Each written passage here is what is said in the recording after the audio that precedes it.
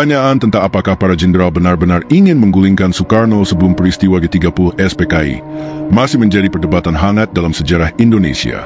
Apakah ini hanya isu politik atau ada rencana tersembunyi di balik layar? Mari kita telusuri fakta-fakta dan analisis mendalamnya dalam video ini.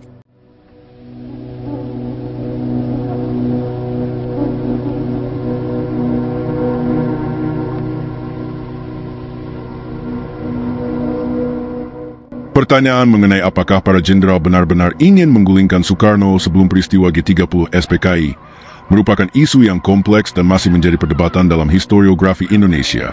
Ada berbagai perspektif yang perlu dipertimbangkan, mulai dari dinamika politik internal, hubungan antara militer dan Partai Komunis Indonesia, PKI, hingga strategi politik Soekarno sendiri dalam mempertahankan kekuasaannya.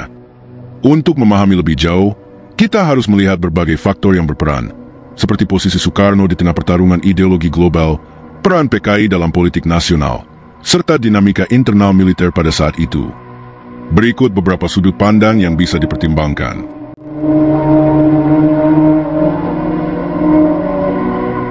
1. Tidak semua jenderal ingin menggulingkan Soekarno. Sebelum peristiwa G30S, mayoritas petinggi militer masih menghormati Soekarno sebagai pemimpin besar revolusi. Soekarno bukan hanya presiden, tetapi juga simbol nasionalisme yang sangat kuat dan memiliki basis dukungan luas, baik di kalangan rakyat maupun di dalam institusi militer. Beberapa jenderal yang dikenal loyal kepada Soekarno adalah Omar Dhani, Kepala Staf Angkatan Udara, serta beberapa petinggi Angkatan Darat yang masih melihat Soekarno sebagai pemimpin sah.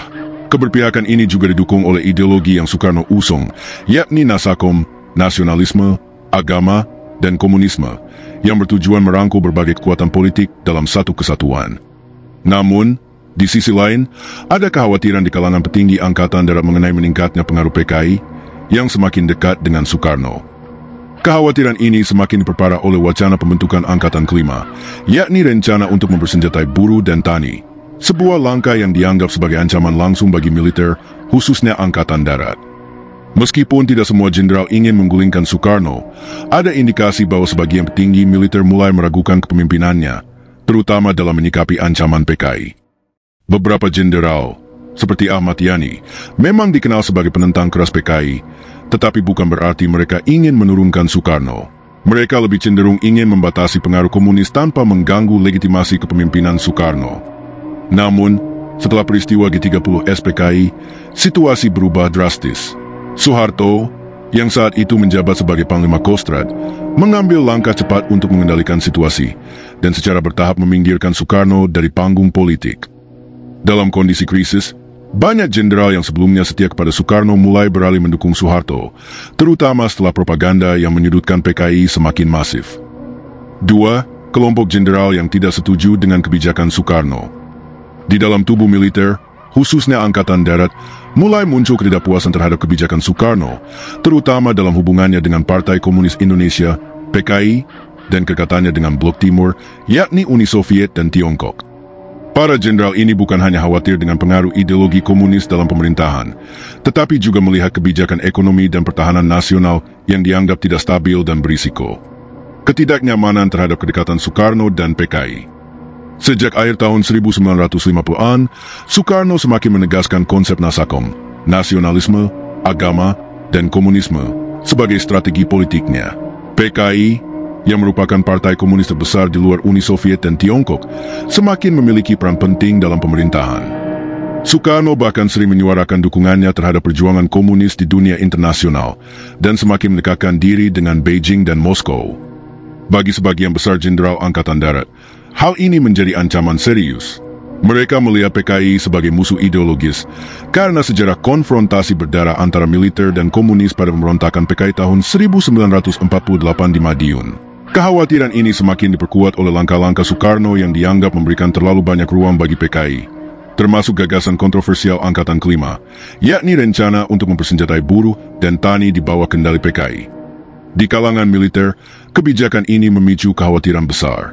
Jika rencana ini terrealisasi, dominasi Angkatan Darat dalam sektor keamanan bisa terganggu, dan kemungkinan bentrokan dengan kelompok bersenjata yang berafiliasi dengan PKI menjadi lebih besar. Jenderal-jenderal yang menentang kebijakan Soekarno Beberapa jenderal utama yang diketahui menentang kebijakan Soekarno antara lain. 1. Jenderal Ahmad Yani. Menjabat sebagai Menteri Panglima Angkatan Darat, Ahmad Yani dikenal sebagai sosok yang setia kepada Soekarno tetapi menentang keras PKI. Ia berulang kali menolak permintaan PKI untuk membentuk Angkatan Kelima. Namun, Yani tetap berada dalam barisan loyalis Soekarno dan tidak pernah menunjukkan sikap ingin menggulingkannya. 2. Jenderal Abdul Haris Nasution. Sebagai Menteri Pertahanan dan Keamanan serta Kepala Staf Angkatan Bersenjata, Nasution sangat anti-komunis dan telah lama menganggap PKI sebagai ancaman utama. Ia juga menjadi target utama dalam peristiwa G30S, tetapi berhasil selamat dari upaya penculikan. 3. Mayor Jenderal Soeharto. Saat itu menjabat sebagai Panglima Kostrat, Komando Strategis Angkatan Darat. Meskipun ia tidak secara terbuka menunjukkan perlawanan terhadap Soekarno, ia dikenal tidak sejalan dengan kebijakan pro-PKI. Setelah G30S, Soeharto memainkan peran utama dalam menindaklanjuti peristiwa tersebut dan akhirnya mengambil alih kekuasaan dari Soekarno. Mengapa mereka tidak langsung menggulingkan Soekarno? Meskipun ada ketidakpuasan terhadap kebijakan Soekarno, sebagian besar jenderal Angkatan Darat tidak langsung bergerak untuk menggulingkannya sebelum peristiwa G30S. Ada beberapa alasan utama. 1. Soekarno masih memiliki legitimasi kuat. Sebagai presiden dan pemimpin besar revolusi, Soekarno memiliki pengaruh yang sangat besar di masyarakat. Ia adalah tokoh karismatik yang mampu menggerakkan massa, termasuk kelompok buruh dan tani yang banyak didukung PKI. Upaya menggulingkannya secara terbuka bisa berisiko menimbulkan perlawanan luas. 2. Angkatan bersenjata tidak solid. Meskipun Angkatan Darat memiliki faksi yang tidak setuju dengan Soekarno, di dalam militer sendiri masih ada perbedaan pandangan. Angkatan Udara dan sebagian perwira Angkatan Laut lebih dekat dengan Soekarno dan mendukung kebijakan Nasakom. Oleh karena itu, setiap langkah yang diambil harus dilakukan dengan hati-hati agar tidak memicu perpecahan internal. 3. Menunggu momen yang tepat. Alih-alih melakukan kudeta, para jenderal lebih memilih untuk memperkuat posisi mereka dan menunggu perkembangan situasi. Mereka sadar bahwa tanpa legitimasi politik dan dukungan publik, menggulingkan Soekarno hanya akan menciptakan instabilitas yang lebih besar. Sebagian jenderal Angkatan Darat memang tidak setuju dengan kebijakan Soekarno, terutama terkait kedekatannya dengan PKI dan Blok Timur. Namun, mereka tidak serta-merta berusaha menggulingkannya sebelum peristiwa G30S. Kejatuhan Soekarno lebih merupakan konsekuensi dari perubahan dinamika politik setelah G30S, ketika militer, khususnya Angkatan Darat di bawah Soeharto, melihat peluang untuk mengambil alih kekuasaan dengan dalih menumpas komunisme dan menyelamatkan stabilitas negara.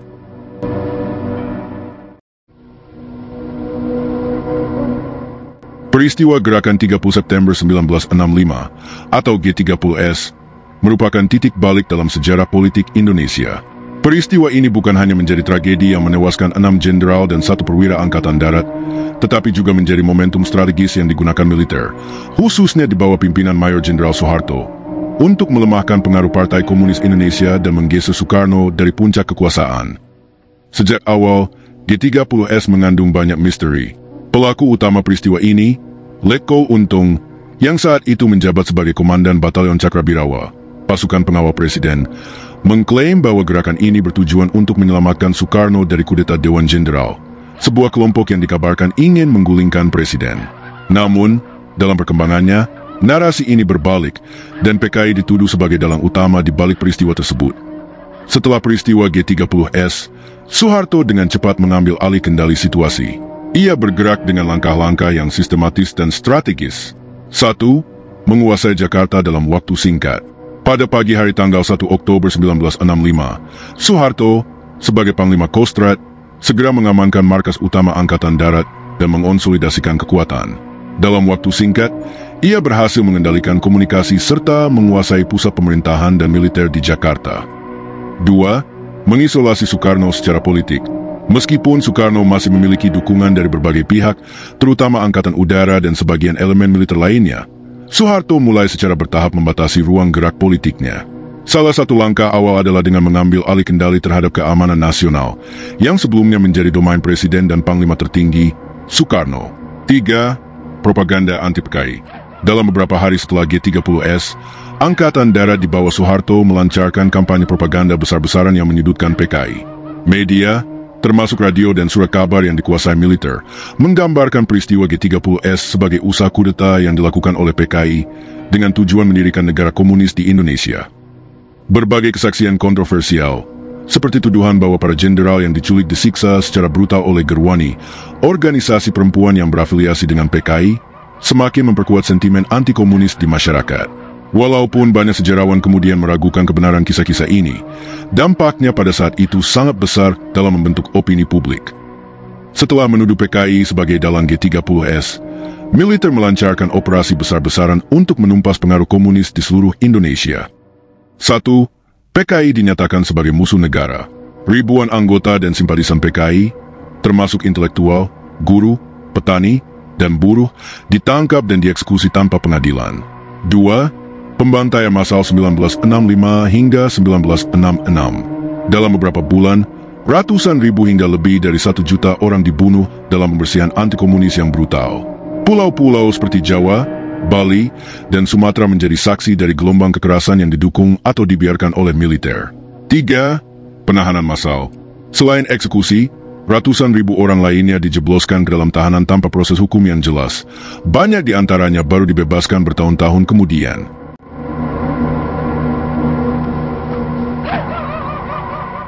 Meskipun Soekarno tidak langsung digulingkan setelah peristiwa G30S, kekuasaannya terus melemah seiring dengan semakin kuatnya posisi militer, khususnya Soeharto. Pada tanggal 11 Maret 1966, Soekarno terpaksa menandatangani Supersemar atau Surat Perintah 11 Maret, sebuah dokumen yang memberikan wewenang luas kepada Soeharto untuk memulihkan keamanan dan ketertiban. Dalam waktu singkat, Soeharto menggunakan Supersemar untuk 1.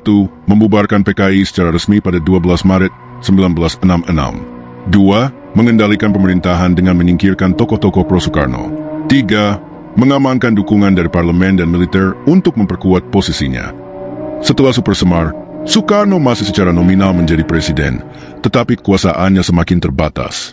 Ia mencoba membela diri melalui pidato Nawaksara, di mana ia menjelaskan versinya tentang peristiwa G30S. Namun, pidato ini ditolak oleh MPRS, yang semakin dikuasai oleh kelompok pro-Soeharto. Pada tahun 1967, Soekarno secara resmi dilengsarkan dari jabatannya, dan Soeharto ditunjuk sebagai pejabat presiden. Setahun kemudian, pada tahun 1968, Soeharto secara resmi diangkat sebagai Presiden Indonesia oleh MPR, mengakhiri era kekuasaan Soekarno dan memulai Orde Baru, sebuah rezim militer yang berkuasa selama lebih dari 3 dekade. Peristiwa G30S menjadi momen krusial yang digunakan oleh militer, khususnya Soeharto, untuk mengkonsolidasikan kekuasaan dan menyingkirkan PKI serta Soekarno secara bertahap. Dengan memanfaatkan propaganda anti-komunis, dukungan internal dari Angkatan Darat, serta legitimasi yang diberikan melalui Supersemar, Soeharto berhasil menggiring Indonesia ke dalam era baru di mana militer menjadi kekuatan dominan dalam politik nasional. Soeharto dan kelompoknya tidak serta-merta menggulingkan Soekarno secara langsung, tetapi menggunakan strategi bertahap untuk melemahkannya hingga akhirnya kekuasaan beralih sepenuhnya ke tangan mereka.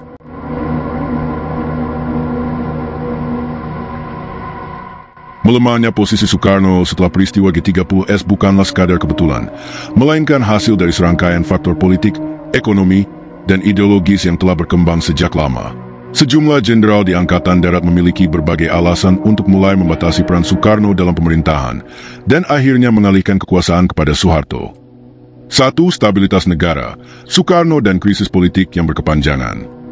Sejak awal tahun 1960-an, Soekarno menerapkan kebijakan politik yang semakin konfrontatif, baik dalam negeri maupun luar negeri. 2 aspek yang dianggap mengancam stabilitas negara oleh kelompok militer adalah 1. Kebijakan pro-PKI dan penerapan Nasakom. Soekarno mencoba menyatukan unsur nasionalis, agama, dan komunis dalam konsep Nasakom. Namun, dalam praktiknya, kebijakan ini membuat PKI semakin kuat, sementara kelompok Islam dan militer merasa terpinggirkan. Militer, khususnya Angkatan Darat, melihat ini sebagai upaya menormalisasi komunisme yang dianggap bertentangan dengan ideologi negara dan kepentingan nasional. 2. Konfrontasi terhadap Malaysia. Pada tahun 1963, Soekarno melancarkan konfrontasi terhadap Malaysia, yang ia anggap sebagai proyek neokolonialisme Inggris di Asia Tenggara. Kampanye ganyang Malaysia ini melibatkan pengerahan pasukan dan sumber daya dalam jumlah besar. Bagi sebagian jenderal, kebijakan ini dianggap membebani ekonomi negara dan melemahkan militer, karena Angkatan Darat harus menghadapi konflik dengan pasukan Inggris dan persemakmuran di perbatasan Kalimantan. Selain itu, Keterlibatan PKI dalam mendukung perang ini juga menimbulkan kekhawatiran bahwa Soekarno sedang mencoba menciptakan kekuatan militer yang lebih dekat dengan komunis. Keputusan Soekarno untuk keluar dari Perserikatan Bangsa-Bangsa atau PBB pada tahun 1965 semakin memperburuk posisi Indonesia di kancah internasional. Banyak diplomat dan pejabat militer khawatir bahwa isolasi ini justru akan memperburuk keadaan negara.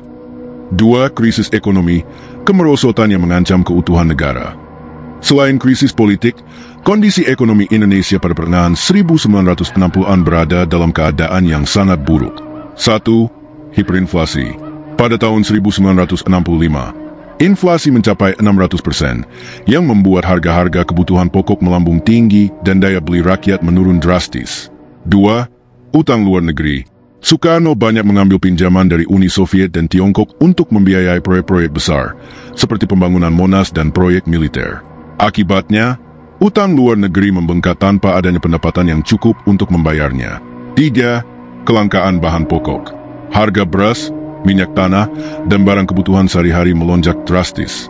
Banyak daerah mengalami kelaparan dan krisis pangan. 4. Ekonomi yang tidak efektif.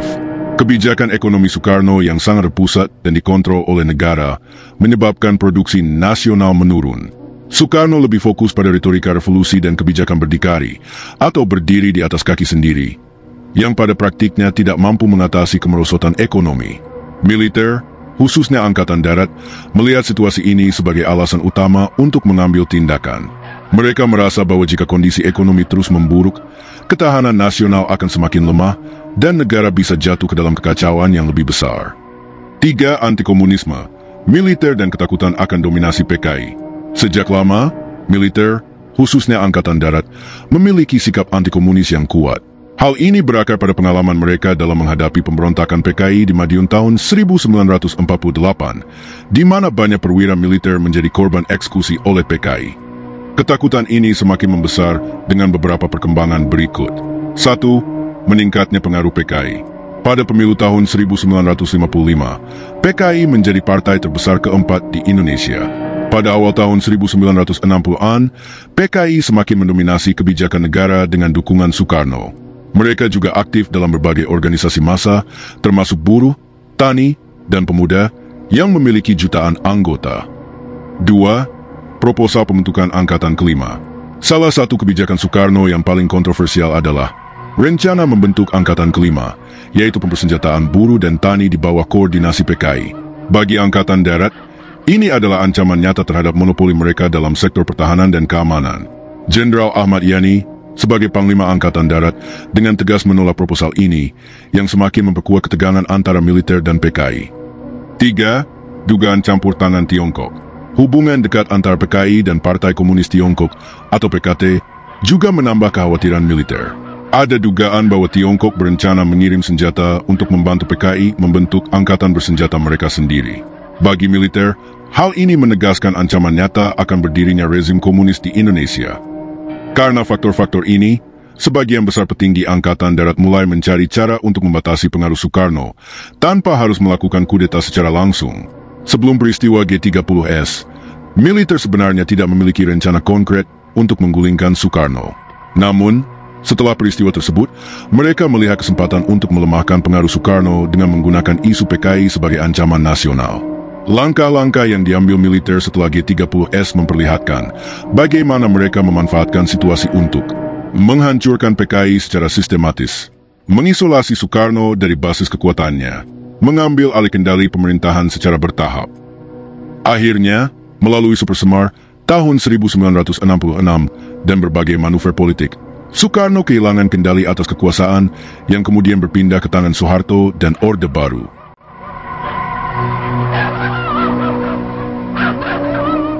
Perdebatan tentang apakah ada konspirasi untuk menggulingkan Soekarno telah berlangsung selama bertahun-tahun.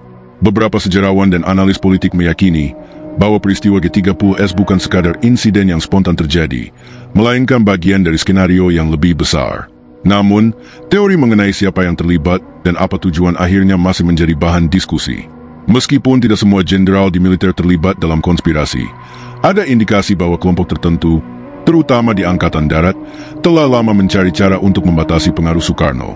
Namun, Bagaimana peristiwa G30S dimanfaatkan sebagai titik balik dalam pengambil alihan kekuasaan tetap menjadi misteri yang penuh dengan spekulasi. 1. Indikasi adanya rencana melemahkan Soekarno sebelum G30S. Sejumlah faktor menunjukkan bahwa sebelum peristiwa G30S terjadi, sudah ada upaya sistematis untuk membatasi kekuasaan Soekarno, meskipun tidak secara langsung melalui kudeta. A. Ketidakpuasan di kalangan militer. Seperti yang telah dijelaskan sebelumnya, banyak jenderal merasa tidak nyaman dengan kebijakan Soekarno yang dianggap terlalu dekat dengan PKI.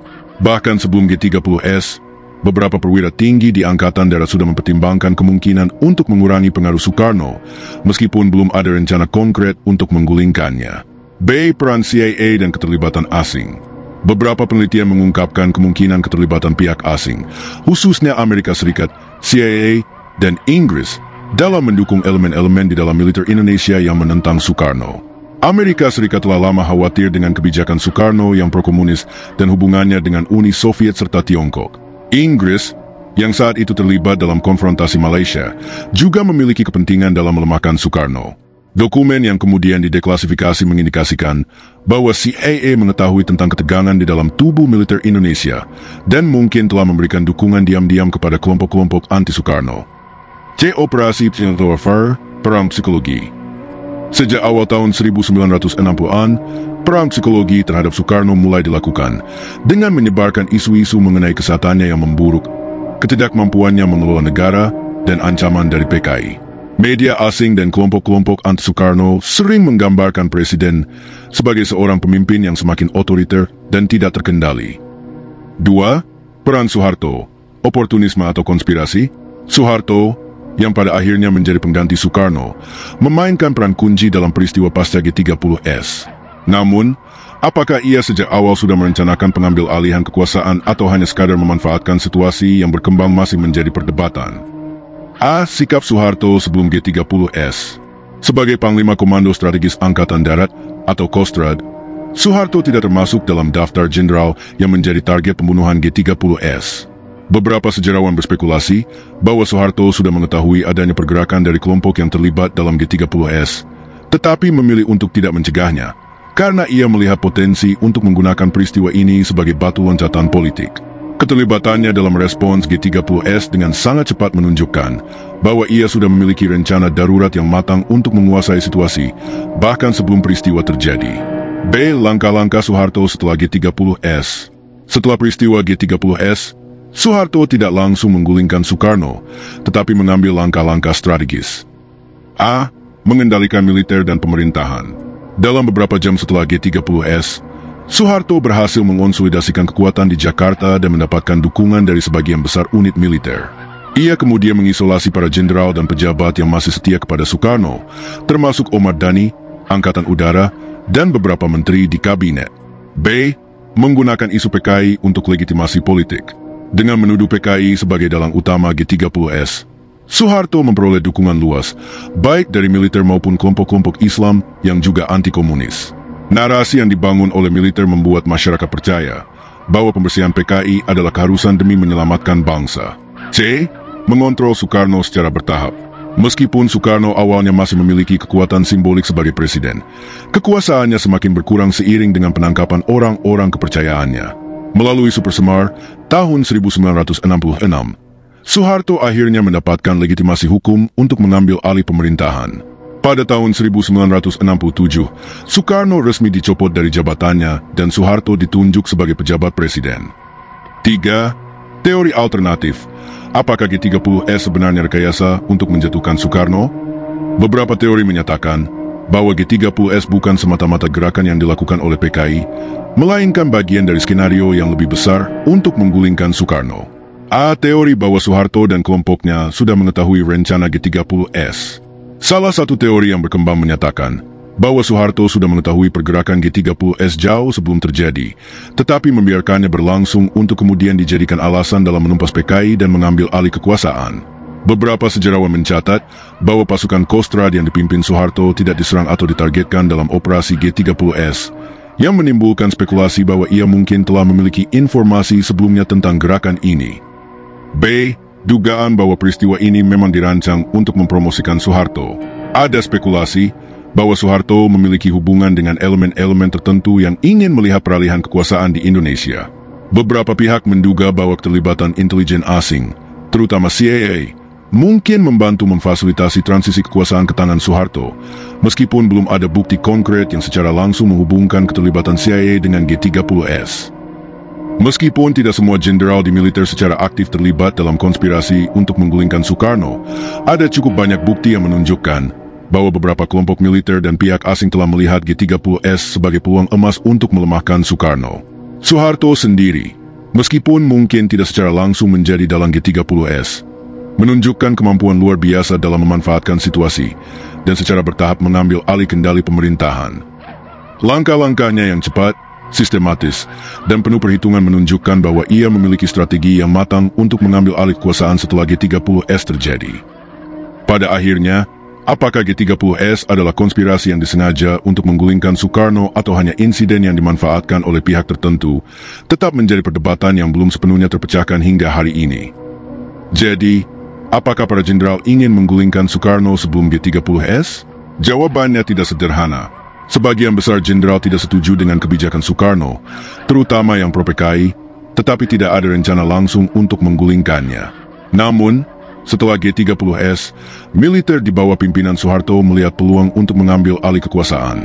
Mereka menggunakan momentum ini untuk menumpas PKI dan secara bertahap menggeser Soekarno dari panggung politik. Peristiwa ini menjadi salah satu babak paling kelam dalam sejarah Indonesia yang mengubah arah negara selama puluhan tahun ke depan. Bagaimana menurut kalian?